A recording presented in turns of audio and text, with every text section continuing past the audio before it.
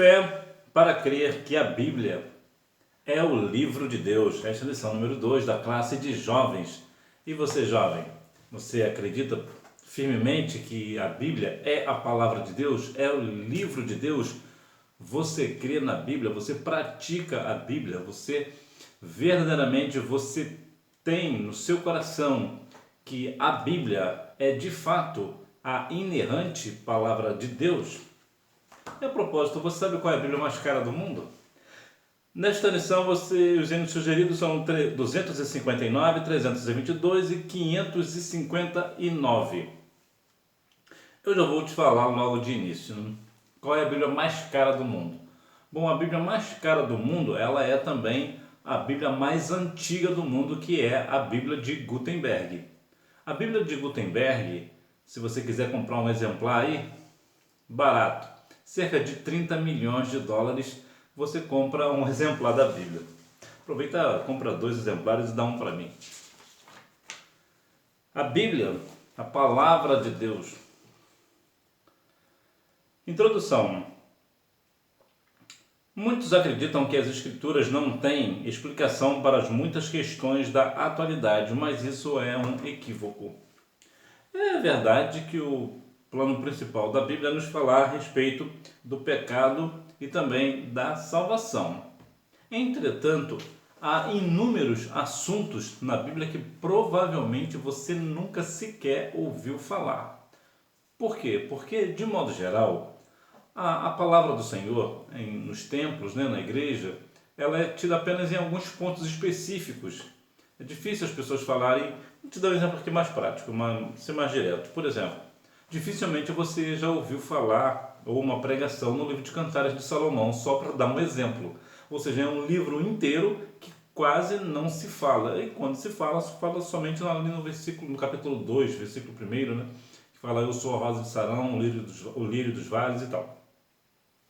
Isso só para dar um exemplo, mas a verdade é que existe 1 zilhão de assuntos na Bíblia que provavelmente você nunca vai ouvir falar. Recentemente, a CPD lançou a última revista do trimestre, do terceiro trimestre de 2023, e eu fiquei bem surpreso com uma palavra que apareceu lá, que eu sinceramente nunca tinha ouvido falar na escola dominical. Eu sabia o que era, mas eu nunca ouvi falar, que foi a tal da eugenia. Então, só para ter uma noção, e a Bíblia fala algumas vezes sobre a questão. Então, a Bíblia ela tem muitas questões atuais, mas verdade é que raramente são faladas nas igrejas. Isso aqui é uma verdade. Se você não pegar a Bíblia para ler, para meditar na palavra, possivelmente você nunca saberá. Principalmente ali a respeito das leis, né, lá em Deuteronômio, por exemplo, tem algumas questões ali bem estranhas. Bíblia, a inerrante palavra de Deus, a sua autoria. A Bíblia não chegou até nós por meio de um e-mail ou uma mensagem nas redes sociais. Também não caiu do céu e nem foi encontrada pronta em algum lugar místico ou secreto. É muito interessante a dinâmica da Bíblia, né?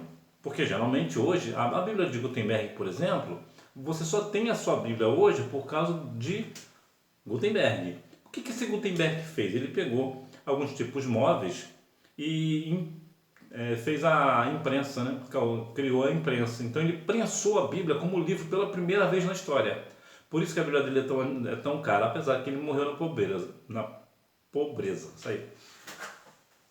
Então, mas isso demorou anos e anos, até séculos, na verdade, né? Até ser criada essa primeira Bíblia. Depois foi se modernizando até que nós temos a Bíblia hoje. Hoje conseguimos fabricar uma Bíblia a cada 3 segundos. Isso é uma coisa espantosa. Mas há uns anos atrás, né, alguns séculos atrás, para se ter uma Bíblia era algo extremamente raro. E nós devemos ter no nosso coração que devemos dar verdadeiramente o valor à palavra do Senhor. A Bíblia ela não chegou pronta por um e-mail, nas redes sociais ou coisa do tipo. Ela demorou séculos e séculos para termos uma coleção completa de livros, né? Porque Bíblia quer dizer isso, né? Coleção de livros, né? De pequenos livros. E a Bíblia ela não foi escrita por homens avulsos, somente, eu vou aqui escrever um texto. Não. A Bíblia ela foi escrita por homens falhos, como eu e você, né? Pessoas falhas, como eu e você, mas elas foram inspiradas pelo Espírito Santo. Foi o Espírito do Senhor que inspirou essas pessoas a escreverem os textos. Sua estrutura. A temática principal é a redenção oferecida ao pecador mediante Jesus Cristo. Essa aqui é a temática principal, ou seja, o tema principal da Bíblia é a redenção oferecida pelo nosso Senhor e Salvador Jesus Cristo. É verdade que ela foi escrita ali em alguns termos de hebraico, aramaico e também o grego, mas o tema principal ali é a questão da nossa redenção. É conhecido de todos que a Bíblia é o livro mais vendido no mundo. Na verdade, ele é mais vendido, mais distribuído gratuitamente e até mesmo mais contrabandeado do mundo. Sim, existem algumas questões específicas que acabam criando assim, um contrabando de Bíblia para poder fazer com que pessoas consigam ler a Bíblia. É uma questão bem complexa, né? Porque como pode um cristão contrabandear? Contrabandear é fora da lei, né? Mas há situações adversas que nós não conhecemos, que nós não compreendemos. E isso também, muitas vezes, também não é feito por cristãos, são feitos por pessoas não cristãs. Por quê? Porque vem na Bíblia uma forma de lucrar facilmente, porque uma Bíblia ela é vendida facilmente. Tanto, o Brasil é o segundo país do mundo em produção de Bíblia, né? O primeiro me parece que é a China. Então, essa temática, essa dinâmica aí, as pessoas vão ali, roubam a Bíblia, é alguma livraria, que é um pecado para nós, né? É criminoso, é algo que não se deve fazer, mas algumas pessoas fazem isso e pegam a Bíblia, a pessoa que está comprando não sabe que está sendo contrabandeada, não sabe que aquela Bíblia foi roubada, nem imagina que como é que vão roubar um livro que fala justamente contra o roubo, né? Mas justamente é isso que as pessoas fazem, né? Vai lá, rouba a Bíblia e vende por um preço abaixo do mercado e assim lucram, né? Tem um lucro aí indevido, né? Estão enriquecendo ilicitamente, como dizem os corruptos políticos, né? A sua mensagem. Encontramos nas Escrituras vários temas, entretanto, podemos afirmar que a mensagem central é a história da salvação. Desde o lado do Gênesis, a Bíblia vai sempre nos narrar a história da salvação, a salvação da humanidade. É claro que a Bíblia, como eu já falei lá no início, tem alguns temas específicos, como o caso da criação, por exemplo, é um dos assuntos que mais me deixa fascinado na Bíblia, é a questão da criação. Eu acho a criação fantástica, extraordinária. Como é possível Deus ter criado a terra do nada? É algo, vai além do meu intelecto, muito além, nem se compara as formas com que Deus fez toda a criação, como a criação é completamente perfeita, em completa harmonia. O tamanho do universo, por exemplo, todo o universo, planetas, sistemas, estrelas, tudo é sustentado por Deus, pela palavra de Deus.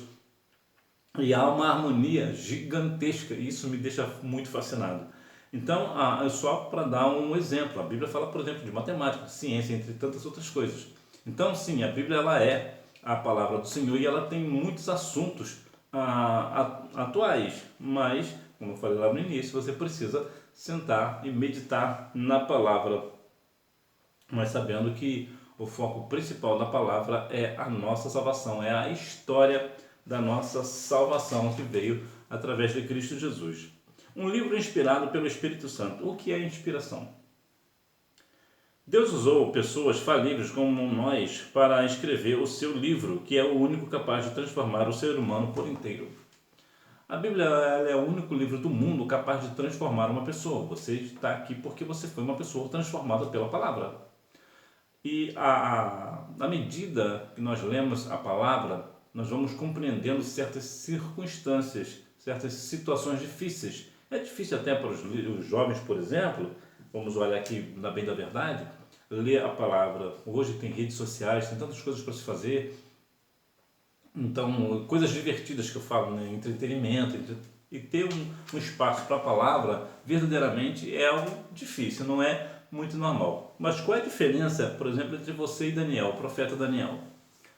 Não há diferença, vocês são iguais, vocês têm o mesmo tempo. Hoje você tem 24 horas, Daniel também tinha 24 horas por dia.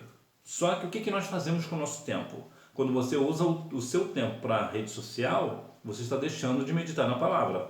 Então você vai encher o seu coração de rede social, que muitas vezes são situações mentirosas. Não digo todas, mas boa parte de que nós vemos em rede social é algo completamente fútil, né? Que não tem nenhuma utilidade. Mas quando você medita na palavra, lê a palavra, a sua fé aumenta, porque a Bíblia diz lá em Romanos 10:17 que a fé vem pelo ouvir e ouvir pela palavra. Então quando você medita na palavra, você vai fazer com que a sua fé aumente no Senhor. E isso é muito interessante, porque você verá que verdadeiramente que Deus usou pessoas falíveis como eu e você para escrever um livro que vai nos transformar por completo. Né? Por quê? Porque ela veio do coração de Deus para nós. Então, o Senhor, Ele colocou o seu desejo para fora. E fez o quê? Fez com que os homens escrevessem a palavra de Deus. Homens inspirados, né? Pessoas inspiradas pelo Espírito Santo, pelo Santo Espírito do Senhor, para nos dar a palavra da verdade. Inspiração verbal e plenária. Deus fez uso das características naturais de cada escritor e, por um ato especial do Espírito Santo, habilitou-os a comunicar ao homem, por meio da escrita, a sua divina vontade. É difícil você ver, conhecer pessoas só no olhar, de ver e já sabe o que a pessoa é. Mas se uma pessoa começa a conversar com você, você já tem mais ou menos uma noção do que essa pessoa faz, do que a pessoa é. Por quê? Porque a forma com que nós falamos, nós conseguimos, não com muita precisão, mas conseguimos compreender o que a pessoa é de fato. Eu vou te dar um exemplo bem prático. Imagina, por exemplo, que você vai conversar com um advogado. Depois de você conversar com um advogado, que é uma pessoa letrada, estudou muito, ou mesmo um médico que estudou muito, e você de repente vai conversar com uma outra pessoa, por exemplo, um pedreiro, você vai ver que a forma com que eles conversam são diferentes, completamente diferentes. Por quê? Porque a instrução é diferente, a forma é diferente.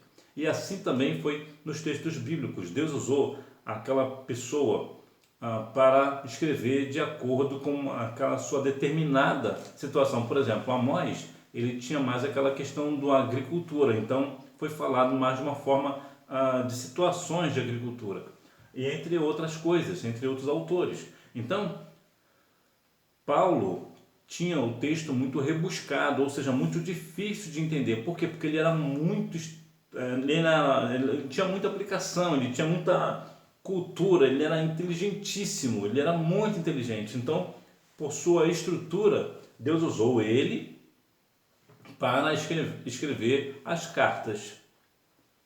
Um homem extremamente bem aplicado em letras, conhecia muito a questão das leis, por exemplo, era uma pessoa extremamente inteligente. E até hoje temos dificuldades para entender alguns textos bíblicos escritos por Paulo, porque a escrita dele era muito difícil, mas Deus usou este homem para nos orientar. De outra forma, você pega o apóstolo Pedro, que também era apóstolo, assim como Paulo, mas o texto de Pedro é mais claro, é mais simples. Por quê? Porque Pedro era mais simples, era pescador. Então você vê que Deus usou um pescador para escrever as cartas, mas também escolheu um homem muito inteligente para escrever as cartas. Ou seja, Deus usou pessoas Deus usou aquela pessoa daquela época para aquela determinada pessoa, daquele determinado grupo. Foi justamente isso que Deus usou, ou seja, Deus não fez acepção de pessoas. Ele tanto usou uma pessoa como Paulo, que era muito instruído, e também usou Pedro, que não tinha muita instrução, mas Deus usou da mesma forma. Então, o que traz isso para nós? Que Deus usa quem Ele quer para o propósito que Ele deseja realizar. Então, jamais se desvalorize. Você é uma pessoa que tem valor para Deus. Você tem um valor para o Senhor, ainda que as pessoas não compreendam o seu valor, ainda que as pessoas não deem valor a você, mas você tem um valor para o Senhor. Então, não se desvalorize. A necessidade de interpretação. Há pessoas, sobretudo, as que buscam desacreditar a fé cristã, que citam textos fora do contexto, utilizando interpretações particulares. É fundamental ter consciência de que as Escrituras só podem ser explicadas pelas Escrituras. Muitas vezes vemos, até mesmo no meio cristão, pessoas usando um texto fora do seu contexto. Quando fazemos isso, estamos fazendo errado. Nós precisamos olhar para alguns pontos, como, por exemplo, a fidelidade do texto bíblico, né? Ver a intenção do autor sagrado e a sua aplicação cristocêntrica. Existem situações que nós devemos ter muito cuidado na aplicação do texto. Quando um texto fala para um determinado povo, para uma determinada época, para uma determinada parte geográfica, então nós devemos ter muito cuidado nesta aplicação. Nós devemos usar cada texto dentro do seu contexto, para que assim não haja assim um pretexto para criar situações mentirosas. Nós devemos ter muito cuidado. Por exemplo, lá no livro de Oséias, a Bíblia fala sobre a questão de casar com uma mulher adúltera. Foi para o profeta Oséias. Foi específico para ele. Por quê? Porque Deus iria usar essa analogia para mostrar como estava Israel. Isso não quer dizer que hoje os homens casados precisam ir atrás de uma mulher adúltera para fazer cumprir a palavra que foi se cumprida em Oséias, porque são textos diferentes, são assuntos diferentes, são épocas diferentes. O caso de Oséias foi um caso específico para Oséias e ponto. Não existe hoje uma pessoa cristã, um homem cristão, e ter com uma mulher adúltera para ter relações com ela. Por que você está fazendo isso? Porque Deus mandou assim para Oséias, então ele está me mandando também. Não, Deus mandou especificamente para Oséias. Então veja como é que é o texto. É um texto dentro do contexto de Oséias e ponto. Não existe fora disso. Então, muitas vezes as pessoas usam um texto completamente fora do contexto para fazer algo completamente contra a palavra do Senhor. Então, você jovem, você precisa ficar muito alerta sobre essa questão da necessidade da interpretação do texto. Saber exatamente o que o autor quis dizer, para quem ele quis dizer, para qual território geográfico ele estava dizendo aquilo. Então nós devemos ter muito cuidado com este negócio para que você não caia numa cilada do adversário. Mas a verdade é que muitas pessoas usam a palavra do Senhor com um texto completamente fora do contexto. Principalmente ali para... Você quer ver um outro texto aqui que eu estou me lembrando? É Malaquias 3:10. As pessoas usam muito Malaquias 3:10 para dizer que nós devemos levar dízimos e ofertas à casa do tesouro. Mas ali o texto está específico para quem? Para os sacerdotes. Por quê? Porque o povo trazia as ofertas para os sacerdotes e os sacerdotes não levavam à casa do tesouro. Então, a palavra de Malaquias 3:10 não era para o povo de Israel, era para os sacerdotes. Eram eles que estavam desobedientes. Então, veja que precisamos ter muito cuidado nessa questão do texto, fora do contexto, para que nós não venhamos assim nos perder. A atualidade da Bíblia, questões éticas e morais. Não estou dizendo com isso que você não deva devolver o seu dízimo. Sim, o dízimo ele é bíblico. A questão que regularmente é apresentada por algumas pessoas em relação à atualização das Escrituras é o fato de que, segundo estes, na atualidade, algumas doutrinas bíblicas não cabem mais na vida do homem. Qual é a doutrina que não cabe mais na vida do homem hoje? Qual é a doutrina bíblica que não cabe? Todas cabem e cabem bem, perfeitamente bem. Por quê? Porque são elas que vão fazer com que o homem seja transformado. Mas eu vou dizer algo para você, jovem, que está prestes a entrar na universidade, às vezes já até está na universidade. Vou te dar um caso muito complexo, muito difícil até, então você abre teu olho. Por quê? Segundo pesquisas, uma pessoa cristã, um jovem cristão, uma jovem cristã que entra numa universidade, ele tem, no máximo de tempo de 1 ano e 6 meses, a universidade consegue fazer com que ele desacredite da Bíblia. Será que é o teu caso? Será que você não está aí, talvez, se questionando se realmente a Bíblia é verdade? Se realmente não estou acreditando numa fantasia? Você precisa ter muito cuidado. Se você está entrando cursando uma faculdade ou quando você for entrar numa faculdade, você precisa ter isso em mente. Qual é o teu parecer sobre a palavra? Será que as pessoas na universidade vão com as chacotas que vão fazer de você, porque certamente vão fazer? Será que você vai continuar firme no propósito de realmente ver que a Bíblia é a palavra do Senhor? Lembra de Daniel, que estava lá numa terra completamente estranha, mas ele se permaneceu firme no propósito da adoração ao Senhor. Você também permanecerá? Nós devemos ter muito cuidado com esse negócio, portanto, não deixe de maneira nenhuma as universidades fazerem a sua cabeça. Dê lugar ao Espírito Santo. Mas a verdade é que as universidades, emissoras de TV principalmente, falam muito contra a palavra de Deus, dizendo que ela não tem moral para ditar as regras porque ela é ultrapassada. Não, a Bíblia não é ultrapassada, como já dizia o William Franklin Graham Jr., mais conhecido como Billy Graham. Ele dizia que a Bíblia é mais atual do que o jornal que sairá amanhã. E eu concordo com ele, em gênero, número e grau. Billy Graham, que já partiu para a eternidade, né? Mas não deixou aí esse entendimento perfeito, né? Que a Bíblia é mais atual do que o jornal que vai sair amanhã. Os vários materiais da Bíblia. Os 10 mandamentos foram escritos em tábuas de pedra, conforme Isaías 38 foram escritas em tábuas em tijolo, em papiro e em pergaminhos. Tem uma coisa que é muito interessante que eu vou te falar, que a Bíblia, a única parte da Bíblia que foi escrita por Deus foi os 10 mandamentos, né? Os 10 mandamentos foi o próprio Deus quem escreveu. Há quem diga, por exemplo, que Moisés foi o único, né? Foi o primeiro a usar um tablet descido direto das nuvens, né? Bom, qual é aqui o ponto que eu quero trazer para você? É uma coisa muito interessante que nós temos aqui: pedra, tábuas em tijolos, papiro e em pergaminhos. O que eles têm em comum? Eles têm em comum que eles são, de uma forma direta, eles são firmes, eles são concretos. Você escreve ali e permanece ali, principalmente ali a questão da pedra, né? Vai ficar ali, permanecerá ali. E o que isso trazer para nós? Olha que interessante. Quando nós olhamos para a palavra, lá em João capítulo 8, há quem diga que Jesus, quando estava escrevendo na areia, ele estava escrevendo os pecados daquela mulher. Eu não posso falar que sim ou que não, mas eu gosto da ideia da dinâmica. O que é? Que quando é o pecado, é escrito na areia. Por quê? Porque a água da palavra vem e acaba com o pecado. Mas a palavra do Senhor, os mandamentos, tudo que é a Bíblia, é escrito em lugar firme. Para quê? Para a gente não nos esquecermos dela.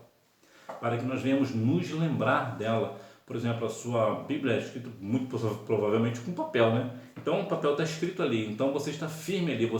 A hora que você quiser, você consegue ler. Mas quando o pecado ele é escrito pela areia, a onda vem e leva e ninguém lembra mais. Essa é mais ou menos a dinâmica que Deus quer trazer para nós. Que o nosso pecado ele é jogado no mar do esquecimento. Que nós devemos estar sempre lembrando da palavra do Senhor. O poder da palavra de Deus. A Bíblia se distingue de todos os demais livros, pois segundo o profeta Jeremias, ela é semelhante ao fogo que purifica, bem como um martelo que despedaça a pedra. Ela tem poder para prender e prescrutar o interior do ser humano. Bem, a pedra é a mesma coisa. O poder da palavra. A Bíblia diz que a palavra é como um martelo que despedaça a pedra. Aquele coração de pedra, daquele teu vizinho que não aceita Cristo, continua falando da palavra, que um dia essa palavra, esse martelo da palavra vai quebrar aquele coração de pedra. É interessante olharmos, né, nesse sentido e observarmos que Deus, na sua palavra, a sua palavra ela é poderosíssima, ela transforma a pessoa, como diz lá em Isaías 55:11, que ela vai prosperar naquilo que ela foi enviada. E é uma questão aqui muito interessante, que a palavra de Deus ela é tão poderosa, que o próprio Cristo fez uso da palavra para acabar com Satanás. Porque Jesus, como tem todo o poder, ele poderia dar um soco no diabo e o diabo ia parar lá longe. Mas não.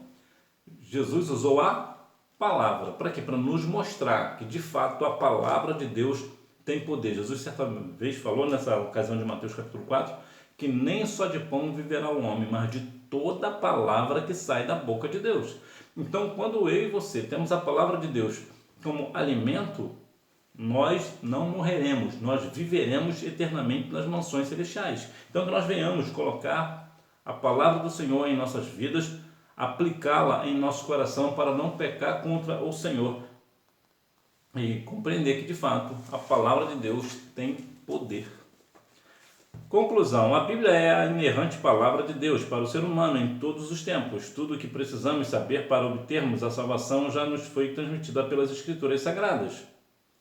Nada pode ser retirada ou acrescentada na palavra de Deus. A palavra de Deus, ela é única. Algumas pessoas até estão querendo mudar a palavra, alguns até já mudaram a palavra, mas são pessoas anátemas, são malditos, são pessoas malditas. Por quê? Porque a Bíblia diz que, Paulo disse, né, que ainda que vier outro anjo ensinar um outro evangelho, seja maldito. Né? Quem é o maldito? O anjo.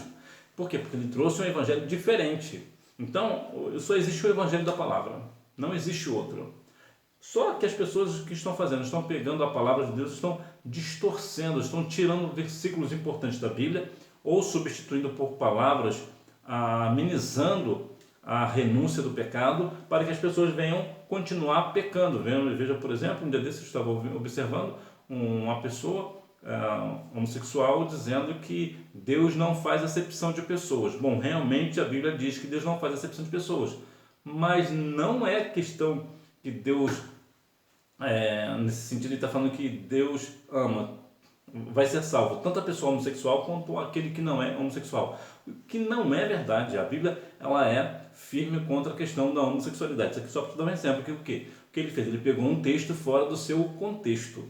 Para quê? Para defender o seu pecado, né? Para defender o pecado da homossexualidade. Nós sabemos que no céu não entra pecado, não entra pecado. Então a homossexualidade, ela é pecado por inúmeras razões.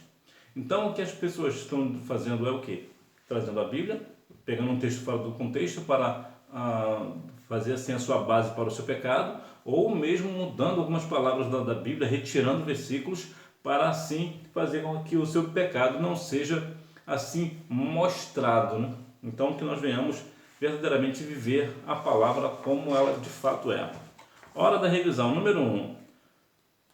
O Senhor usou mais de 40 autores de lugares diferentes com formação diversas que por vários séculos, aproximadamente 1.600 anos, produziram os textos sagrados. Número 2. É uma coleção de 66 livros. Número 3. A Bíblia foi escrita em 3 línguas diferentes. O Antigo Testamento foi escrito em hebraico, somente partes pequenas foram escritas em aramaico. O Novo Testamento foi escrito em grego. Número 4. Podemos afirmar que a mensagem central é a história da salvação. Número 5. A hermenêutica. E que nós venhamos a cada dia mais continuar firme no propósito de fé para crer que a Bíblia é o livro de Deus. Portanto, sim, devemos continuar crendo, porque de fato é. Que Deus em Cristo continue abençoando a sua vida e você me vê na próxima aula, se Deus quiser. Tchau!